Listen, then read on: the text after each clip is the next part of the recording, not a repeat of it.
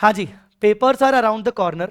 और इस मोमेंट पर जो हमारा पहला पेपर होता है ना, सबसे ज्यादा डर पहले पेपर में ही होता है। बिकॉज पहला पेपर हो जाने के बाद हमें थोड़ा सा एक्सपीरियंस हो जाता है कि हाँ, अब पेपर 2 पेपर 3 को हमें कैसे मैनेज करना है।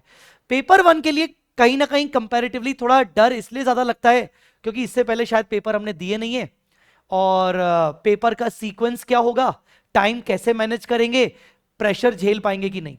तो एडवांस अकाउंट्स का पेपर, कैसे आपको सीक्वेंस मैनेज करना है, कैसे कैसे आप मैक्सिमम टाइम यूटिलाइज कर सकते हो ताकि आपका पेपर छूटे ना, कौन सा क्वेश्चन चॉइस में छोड़ा जा सकता है, और सीक्वेंस क्या रहेगा, एमसीक्यू हमें कब करना चाहिए, ये वीडियो मैं उसी पे बना रहा हूं। साथ ही साथ इस वीडियो में मैं आपको कुछ की इंपॉर्टेंट पॉइंट्स बताऊंगा पेपर सॉल्व करते वक्त आपको क्या रखना चाहिए, और मैं आपके साथ एआईआर की कॉपी भी शेयर करूंगा जिनके मार्क्स 96 आए थे आउट ऑफ 100, कि उन्होंने क्या क्या चीजें फॉलो की थी जिससे उनके 96 मार्क्स आए थे।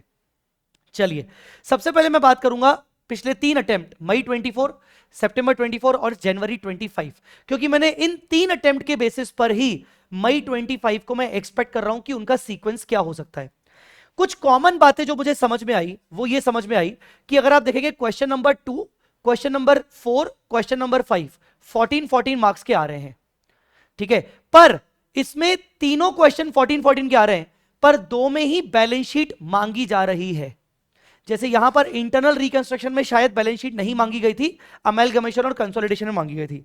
सितंबर की बात करें तो financial statement 14 marks, balance sheet मांगी गई थी। अमेलगमेशन 14 मार्क्स, बैलेंस शीट मांगी गई थी, पर कंसोलिडेशन और एसोसिएट मिलकर आया था, बैलेंस शीट नहीं मांगी थी, सिर्फ कैलकुलेशंस मांगी थी, ठीक है। इंस्टीट्यूट भी समझता है कि अगर 3 क्वेश्चन में बैलेंस शीट मांगेंगे तो ऑफकोर्स बच्चे को बहुत टाइम लगेगा। जनवरी, again internal reconstruction, amalgamation, consolidation, internal reconstruction में बैलेंस शीट नहीं मांगी गई थी। इसका मतलब अभी तक का जो ट्रेंड है वो ये कह रहा है कि भाई सेकंड, फोर्थ, फिफ्थ आपके बड़े बड़े क्वेश्चंस आने वाले हैं, उसमें से भी इंटरनल रिकंस्ट्रक्शन में शायद बैलेंस शीट अगर नहीं आई तो हमारा टाइम सेव हो जाएगा, सिर्फ जर्नल एंट्रीज ही तो करनी है, ठीक है। नाउ यहां मैं आपको बोलना चाहूंगा कि ये बेवकूफी हो जाएगी तीनों के तीनों 14 मार्क्स के क्वेश्चन करना। मुझे ऐसा लगता है पर्सनली कि अगर आप बाकी क्वेश्चंस में कंफर्टेबल हो, क्वेश्चन नंबर 6 में ब्रांच आता है, आप कंफर्टेबल हो, तो मुझे लगता है कि आपको इन 3 में से ही कोई एक क्वेश्चन चॉइस में छोड़ना चाहिए।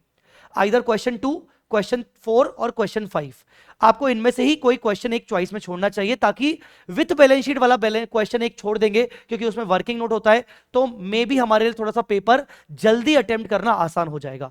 सो ये बेवकूफी हो जाएगी कि हम तीनों के तीनों 14 मार्क्स के क्वेश्चन करके आ रहे हैं छोटे छोटे क्वेश्चन छोड़कर। हालांकि बाकी भी 14 मार्क्स के हैं, पर बाकी 14 मार्क्स में ABC है, हमारे लिए कहीं ना कहीं चांसेस बढ़ जाएंगे ज्यादा मार्क्स अचीव करने में बाकी क्वेश्चंस में, ठीक है। ये बात आपको समझ में आई। इसके अलावा जो चीज और कॉमन दिख रही है वो ये कॉमन दिख रहा है कि भले क्वेश्चन 2 14 मार्क्स का है, पर वो कंपैरेटिवली इजी पड़ता है। क्वेश्चन 2 इंटरनल रिकंस्ट्रक्शन आ रहा है, यहां फाइनेंशियल स्टेटमेंट्स आया, यहां पर आपका इंटरनल रिकंस्ट्रक्शन आया, क्वेश्चन 2 कंपैरेटिवली इजी पड़ता है। तो अमेलगमेशन, कंसोलिडेशन दोनों आपने बहुत अच्छे से करने चाहिए, बट दोनों में से कोई एक आपको छोड़ने का सोच सकते हो जहां पर आपका टाइम सेव हो बैलेंस शीट वगैरह बनाने में, ठीक है। बात करें क्वेश्चन नंबर 1 की, कंप्लीटली एएस पर होने वाला है, तो और क्वेश्चन नंबर 3 सबसे सबसे इजी क्वेश्चन की कैटेगरी अभी तक देखी गई है। क्वेश्चन नंबर 3 आप देखेंगे AS7 और कैश फ्लो आया था, यहां पर कैश फ्लो और बायबैक आया था, यहां पर AS29 और कैश फ्लो आया था। अगर वहीं आप क्वेश्चन नंबर 6 देखेंगे तो 6 में आपका AS कोई प्रैक्टिकल, फिर आपका डिविडेंड वाला क्वेश्चन और ब्रांच वाला क्वेश्चन, फॉरेन ब्रांच। यहां पर भी AS आपका प्रैक्टिकल, इंटरनल रिकंस्ट्रक्शन डाल दिया और ब्रांच वाला आ गया। यहां पर 6 में आपका AS18 फ्रेमवर्क थोड़ा सा थियोरेटिकल में चले गए, फिर बायबैक, प्रैक्टिकल और इंडिपेंडेंट ब्रांच। तो मुझे जो लग रहा है वो ये लग रहा है कि जो क्वेश्चन नंबर 3 और क्वेश्चन नंबर 6 कैटेगरी है, अगर आप थ्योरी में या फिर ब्रांच में कंफर्टेबल हो तो आपको ये क्वेश्चंस पहले करने चाहिए, ठीक है। अपन एक बार ये भी देख लेते हैं कि AIR ने क्या किया। AIR 96 मार्क्स आए थे उसके, मई 24 अटेम्प्ट में 96 मार्क्स आए थे यश जैन के, ठीक है। He got AIR 29। 66 मार्क्स आए थे डिस्क्रिप्शन में, डिस्क्रिप्टिव में, और 30 मार्क्स आए थे एमसीक्यू में, मतलब उसके कॉन्सेप्ट पूरी तरीके से कंप्लीट थे। मैंने उससे पूछा कि भाई तूने एमसीक्यू लिखने के लिए क्या अलग से मेहनत की, ही सेड नथिंग सर, कुछ नहीं, पूरा पूरा मेरा कॉन्सेप्चुअल कॉन्सेप्चुअल चीजें सही थी तो मैंने एमसीक्यू अटेव कर लिया। 66 मार्क्स आए। जब मैंने उसका टोटल किया तो 64 हो रहे थे, इसका मतलब 2 मार्क्स उसको ग्रेस के मिले, पता नहीं क्यों। अब आप ध्यान से देखिए कुछ बातें जो मैंने ध्यान दी। He always start a question with a new page, और वो भी बीच में क्वेश्चन लिखकर, ऐसे साइड में लिखकर नहीं कि Q2, पूरा क्वेश्चन नंबर 2 बीच में से। दूसरा, journal entry in the books of Z limited, mostly हम हेडिंग लिखना भूल जाते हैं या फिर सिर्फ लिखते हैं journal entry in the books of company, बहुत इंपॉर्टेंट, ठीक है। दूसरा, नरेशंस, नरेशंस आर रिक्वायर्ड, भले आप छोटा सा नरेशन लिख के आओ, नरेशंस आर रिक्वायर्ड, ठीक है। और देखिए और उसने क्या ध्यान दिया, इस क्वेश्चन नंबर 2 का, ये इंटरनल रिकंस्ट्रक्शन का क्वेश्चन था, इसने हल्का फुल्का कहीं पर इसको कुछ गड़बड़ी हुई थी, कुछ काटापीटी वगैरह हुई थी, कुछ गड़बड़ी हुई थी, इसलिए शायद उसके मार्क्स काटे गए हैं और उसको 11.5 मिले हैं आउट ऑफ 14, ठीक है। फिर अनदर क्वेश्चन AS7 का था, he got full marks, even though कुछ स्ट्राइकिंग हुआ है, काटापीटी हुआ है, but he got full marks. अब आप इसमें ध्यान से देखिए, रुपीज इन करोर्स, मतलब जहां जहां रिक्वायर्ड है वहां वो लिख के आ रहा है A, B, C, ताकि वो बता पाए कि भाई C/B into 100। Percentage round of उसने कहीं नहीं किया, उसने राउंड ऑफ नहीं किया परसेंटेज को, मतलब ये चीजें ध्यान देने वाली हैं, छोटी छोटी चीजें हैं पर आपको ध्यान देने वाली हैं। क्या चीज मुझे अच्छी नहीं लगी इनकी कॉपी को देखकर, स्ट्राइकिंग बहुत ज्यादा है, काटापिटी बहुत ज्यादा है और गैप नहीं दिया है। मैं आपको रिकमेंड करूंगा कि थोड़ा सा बीच बीच में गैप रख रख के आप चीजों को लिखो। ए के बाद बी को अगर वो लिख सकता था तो एक लाइन का गैप रख सकता था, पर उसने नहीं रखा। But the best part is कि क्वेश्चन नंबर को वो बीच में से स्टार्ट कर रहा है, रुपीज इन करोड़, लाइन वगैरह खींच के, और वो ABC वगैरह कर रहा है। क्या सर लाइन खींचना जरूरी है? जब बहुत सारे कॉलम हो जाए तो लाइन खींचना जरूरी है, बट जर्नल में मैं मानता हूं कि लाइन अगर नहीं भी खींचोगे तो चलेगा। और चीज मैं आपको याद दिलाता हूं, और चीज देखिए क्या किया उन्होंने। क्वेश्चन नंबर 4, आप ध्यान से देखिए, क्वेश्चन नंबर 4 जो था वो उसका अमेलगमेशन का क्वेश्चन था। ही डिड वर्किंग नोट पहले, सबसे पहले आपको ये आता है कि सर वर्किंग नोट पहले करने का कि बैलेंस शीट पहले करने का, उसके सारे वर्किंग नोट, पीसी का वर्किंग नोट, फिर उसके बाद उसका प्रॉफिटेबिलिटी, नेट एसेट्स का वर्किंग नोट, ठीक है। उसके बाद उसने जाके फिर बाद में बैलेंस शीट बनाया, और बैलेंस शीट बनाया तो ध्यान से देखिए उसने लाइन यहां पर नहीं खींचा है। इसका मतलब कहीं कहीं कोई वो लाइन खींच पा रहा है, कहीं कहीं लाइन वो नहीं खींच पा रहा है, और उसने बिना लाइन खींचे बैलेंस शीट की सारी हेडिंग डाली है, equity liability, share holder fund, non current liability, long term borrowings, current liability. The best part is उसने नोट्स टू अकाउंट्स बनाए हैं। जो आपको लगता है ना कि सर नोट्स टू अकाउंट्स ना बनाए तो चलेगा, नोट्स टू अकाउंट्स के देखो उसको कितने मार्क्स मिले हैं, 2 मार्क यहां, 2 मार्क यहां, 4 मार्क उसको नोट्स टू अकाउंट्स के मिले हैं, ठीक है। आई मेरी बात समझ में कि नहीं? अब आप ध्यान से देखिए उसने सबसे पहला क्वेश्चन कौन सा अटेम्प्ट किया, क्वेश्चन नंबर 2 अटेम्प्ट किया। ये था क्वेश्चन उसका इंटरनल रिकंस्ट्रक्शन का, जो उसको पता था कि मुझे बेस्ट तरीके से आता है। उसके बाद उसने क्वेश्चन नंबर 2 के बाद उसने कौन सा क्वेश्चन अटेम्प्ट किया, क्वेश्चन नंबर 3 अटेम्प्ट किया, AS7 वाला, जहां पर उसको पता था कि मुझे बेस्ट आता है AS7 और कैश फ्लो वाला। द बेस्ट पार्ट इज कि आपको वही करना है कि आपको सबसे पहले स्टार्टिंग के जो 2 क्वेश्चंस होंगे वो आपको अपने बेस्ट शॉट वाले देने हैं, जो आपको सबसे अच्छे से आते हैं। एक और चीज, अगर क्वेश्चन नंबर 3 स्टार्ट किया तो ए और बी साथ में कर लिए, क्वेश्चन नंबर 4, 5 स्टार्ट किया तो ए और बी उसके साथ में कर लिए, ठीक है। यहां पर भी इन्होंने अमेलगमेशन को किया है, कंसोलिडेशन को छोड़ दिया। हालांकि कंसोलिडेशन का क्वेश्चन बहुत इजी था, पर उन्होंने कंसोलिडेशन को छोड़ दिया। ये देखो उसने कंसोलिडेशन यहां पर स्टार्ट किया था, ये क्वेश्चन नंबर 1 करने के बाद उसने कंसोलिडेशन यहां पर स्टार्ट किया था। क्वेश्चन नंबर 5 उसने परसेंटेज ऑफ होल्डिंग निकाला भी, पर उसके बाद उसने काट लिया। उसको समझ में आ गया कि नहीं बहुत टाइम लगने वाला है, बेटर रहेगा कि मैं क्वेश्चन नंबर 6 कर लेता हूं। मतलब उसने कंसोलिडेशन छोड़ दिया। इसका मतलब ये नहीं कि उसको कंसोलिडेशन आता नहीं था, पर उसको समझ में आ गया कि मुझे टाइम सेव करना है, तो उसने टाइम सेव किया। और उसने क्वेश्चन नंबर 6 में, यू वोंट बिलीव, उसने क्वेश्चन नंबर 6 में टोटल मार्क्स उसको कितने आए, 11.5 आ गए। आउट ऑफ 14 उसको 11.5 मार्क्स आ गए, ठीक है। सो क्या आपको ध्यान रखना चाहिए मेरे हिसाब से, ध्यान से सुनिए, key points to solve the advance accounts paper. सबसे पहले तो question number 2, question number 14, question number 15, 14 marks के आ रहे हैं। एमलगमेशन, कंसोलिडेशन, साथ साथ इंटरनल या फिर फाइनेंशियल स्टेटमेंट। बेवकूफी होगी अगर आप तीनों के तीनों करके आओ, तो बेटर रहेगा कि कोई एक क्वेश्चन छोड़ने का ट्राई करना। अगर बाकी क्वेश्चन तुम्हें बहुत अच्छे से आते हैं तो तुम्हें बाकी में भी ए भी एटलीस्ट अच्छा आता है, सी को तुम थोड़ा बहुत कर लोगे तो भी वो करना बेटर रहेगा, क्योंकि फुल फ्लैज 14 मार्क्स के क्वेश्चन में हो सकता है तुम्हारा टाइम जाए। इन तीनों में भी मैं आपको रिकमेंड करूंगा कि अमेलगमेशन और कंसोलिडेशन में से एक छोड़ना ज्यादा सही डिसीजन रह सकता है। डिपेंड करता है, अगर दोनों में बैलेंस शीट आई है तो हम कोशिश करें कि वो क्वेश्चन छोड़ें जिसमें बैलेंस शीट भी बनानी है, वर्किंग नोट भी बनाने हैं, ठीक है। Question number 136 comparatively easy questions हो रहे हैं, इजी के साथ साथ इजी नहीं भी हो, आपका टाइम सेविंग क्वेश्चंस हो रहे हैं। तो attempt these questions first to solve the time, to save the time and to boost the confidence. होगा क्या, आप अगर पहले छोटे छोटे क्वेश्चंस अटेम्प्ट करोगे 14 मार्क्स के क्वेश्चन छोड़कर, फिर भले आप क्वेश्चन नंबर 3 डायरेक्टली अटेम्प्ट करो, क्वेश्चन नंबर 6 डायरेक्टली अटेम्प्ट करो, क्वेश्चन नंबर 1 करो, अरे आपकी कोई दिक्कत नहीं है।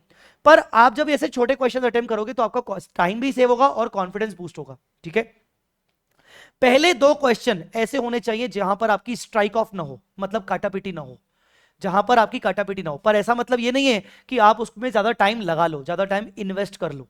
ठीक है, तो should be your best shot. Starting के 2 क्वेश्चंस आपका बेस्ट शॉट होना चाहिए, ध्यान रखना। ठीक है, अच्छा, अमेलगमेशन का क्वेश्चन सर मेरे से कितनी देर में सॉल्व हो जाना चाहिए? मैक्स टू मैक्स आधा घंटा।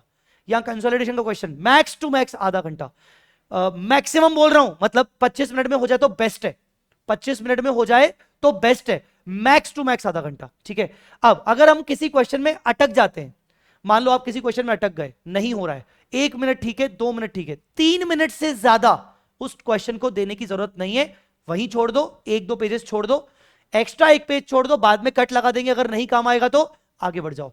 2 से 3 मिनट से ज्यादा आपको उसको आगे टाइम देने की जरूरत नहीं है, बाद में देखेंगे, मैं बाद में आके इसको देखूंगा, मैनेज करूंगा। क्योंकि होता क्या है, हमें लगता है बस आ रहा है, बस आ रहा है, बस आ रहा है, और कैलकुलेशन कर लेता हूं, और कैलकुलेशन कर लेता हूं। नहीं, बिल्कुल नहीं।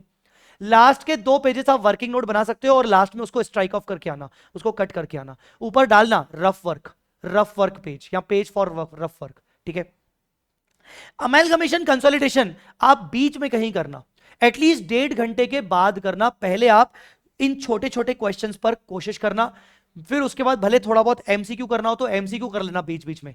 एमसीक्यू सबसे लास्ट के लिए मत रखना, क्योंकि सबसे लास्ट में पैनिक सिचुएशन हो जाएगी और एमसीक्यू थोड़ा सा ना डुएबल हो जाते हैं। तो एमसीक्यू को आप लगभग 1 घंटे बाद उठा सकते हो। ठीक है, एमसीक्यू में भी ऐसा ही है, आपको जितने भी आ रहे हैं उतने कर लिए, बाकी आपने सारे एटलीस्ट पढ़ लिए, पढ़ के रख लेना एमसीक्यूज। होगा क्या, अंत तक आते आते डिस्क्रिप्टिव क्वेश्चन सॉल्व करते करते आपका दिमाग वापस से चलेगा, आपको लगेगा अरे अब मुझे रियलाइज हुआ उसका आंसर ये हो सकता है। ठीक है, तो एमसीक्यू उसको सबसे लास्ट में मत रखना, हो सके तो लास्ट में भले अमेलगमेशन कंसोलिडेशन रख लेना, 14 मार्क्स के क्वेश्चन को लास्ट में रख लेना, पर एमसीक्यू को लास्ट में मत रखना। ठीक है, उसको आप मिडिल ऑफ द पेपर में रख सकते हो। सो दैट्स ऑल गाइस, और कुछ नहीं है। मुझे लगता है बहुत इजी चीज होने वाली है आपके लिए। ये एडवांस अकाउंट्स का पेपर मुझे पर्सनली लगता है कि मॉडरेट रहेगा, ना वेरी वेरी इजी, ना very very tough, but one thing is going to be very clear, paper lengthy आ सकता है, you need to save the time. मैं आपको पहले ही बता रहा हूं, क्योंकि मैं पेपर होने के बाद जब मैं पोल डालूंगा टेलीग्राम पे, आप उसमें डालोगे कि sir paper was very lengthy, तो ये बात तो आपको भी पता है कि paper is going to be very lengthy, ये आपको पता है बात। तो पेपर लेंदी है, ये गाइडेंस के साथ आप पेपर को अचीव कर सकते हो। May 24 का पेपर भी लेंदी था, पर इस बंदे ने किया, अचीव किया, 96 मार्क्स आए। तो बस आपको ध्यान रखना है, और हेडिंग्स वगैरह का, जनरल एंट्री कहां लिखना है, कंपनी का नाम लिखना है, rupees in crore, rupees in thousands, ये सब पर ध्यान देना। लाइनें खींचने में टाइम वेस्ट मत करना, जहां ज्यादा कॉलम्स हैं, जैसे इन्वेस्टमेंट अकाउंट का हो गया, AS7 का हो गया, वहां लाइनें खींचो, कोई दिक्कत नहीं है। ABC प्रॉपर देखे, फॉर्मूला, एक और चीज मैं आपको बताऊंगा, ये देखो उसने EPS में फॉर्मूला लिखा है प्रॉपरली, बेसिक EPS का फॉर्मूला, डायल्यूटेड EPS का फॉर्मूला, जहां जहां फॉर्मूला रिक्वायर्ड हो वहां वहां फॉर्मूला देने की कोशिश करके आना। ठीक है, सो गाइस डोंट वरी, अगर आप उनमें से हो जो ये कह रहा है कि मेरा ये बच गया, मेरा वो बच गया, मैं क्या करूं, उसको छोड़ के जाऊं, बेटा देख, अभी तेरे को छोड़ने के अलावा कोई ऑप्शन नहीं है। तो उसके ऊपर माथा पच्ची करेगा, मतलब सीधी बात है, दीवार पे सर फोड़ने के जैसा हो गया। बेटर है कि जो तूने अच्छे से किया है, चाहे तूने 80 मार्क्स का किया है, 70 मार्क्स का किया है, 90 मार्क्स का किया है, तूने जितना अच्छे से किया है उस पर भरोसा रख, अपनी मेहनत पे भरोसा रख। जो तूने मेहनत अभी तक नहीं की है उसको देखकर डर मत, अपनी मेहनत पर भरोसा कर, जितनी मेहनत की है उसको बेस्ट करने की कोशिश कर, अच्छे से हो जाएगा। और एग्जाम हॉल में जाने से पहले अपने आप को पॉजिटिव बना के जा, बेस्ट शॉट देना है। मैंने जितना मेहनत किया है मैं उसके बेसिस पर बहुत अच्छे मार्क्स लाऊंगा और मैं कर सकता हूं। मैं CA फाइनल में आ रहा हूं, CA फाइनल मैं आ रहा हूं, ये बोलना है अपने को। ठीक है, चलो ऑल द वेरी बेस्ट। और तुम्हारा भाई तो तुम्हारे साथ हमेशा रहता ही है। सारे वीडियोस वगैरह मैंने जितना मेरे लिए पॉसिबल था मैंने सारे वीडियोस तुम्हें बना के देने की कोशिश की है। और भी एक दो चीज़ें जो बची हुई हैं वो भी मैं प्रोवाइड करूंगा। आज रात को मतलब 2 तारीख को रात को 8 बजे मैं लाइव डाउट सेशन लेने वाला हूँ यूट्यूब पर। उसके लिए अगर ज्वाइन करना हो तो लाइव डाउट सेशन का लिंक बना हुआ है, ठीक है। और उसमें गूगल फॉर्म मैंने डाल के रखा है, आपको जो भी डाउट्स हो वो डाल के रखो ताकि मैं पहले से ही प्रिपेयर होकर रखूं, ठीक है। चलिए ऑल द वेरी बेस्ट, मिलते हैं आपके एग्जाम्स के बाद।